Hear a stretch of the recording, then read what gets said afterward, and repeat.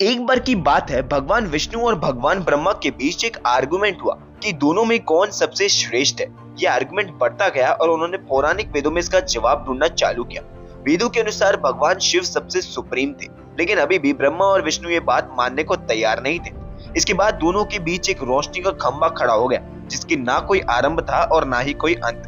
जिसके बाद शिव जी प्रकट हुए और उन्होंने उन दोनों से कहा कि जो भी इस खंबे का अंत ढूंढेगा वही सबसे श्रेष्ठ होगा। दोनों ने खोज शुरू की, लेकिन किसी को भी खंबे का अंत नहीं मिला और अंत में विष्णु जी समझ गए थे कि शिव जी ही सत्य हैं और सबसे श्रेष्ठ हैं, और उन्होंने अपनी गलती कबूल करके तुरंत ही शिव जी से माफी मांगी। लेकिन ब्रह्मा जी ने झूठ कहा कि मुझे इस खंबे का अंत मिल गया, और उन्होंने सबूत के तौर पर एक फूल भी दिखाया जो उस रोशनी के अंत में मौजूद था। जिसके बाद ब्रह्मा जी ने अहम में आकर शिव जी का खूब अपमान किया। शिव जी ब्रह्मा जी के अहंकार से परेशान हो चुके थे और क्रोध में शिव जी ने अपनी तीसरी आंख खोल दी, जिससे काल भैरव की उत्पत्ति हुई। काल भैरव तुरंत ब्रह्मा जी की तरफ गए और एक झटके में उन्होंने ब्रह्मा जी के 5वें सर को काट दिया, जो अभिमान का स्रोत था।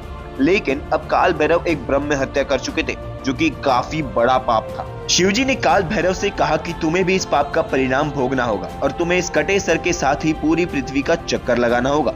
और अंत में पूरी पृथ्वी का भ्रमण करने के बाद जब काल भैरव काशी पहुंचे, तब उनके हाथों से वो सिर अपने आप ही गिर गया और उन्हें अपने पाप से मुक्ति मिल गई। इसीलिए काशी शिव जी की नगरी मानी जाती है और काशी और वाराणसी को मोक्ष प्राप्ति का द्वार माना जाता है, जहाँ हर पाप माफ है।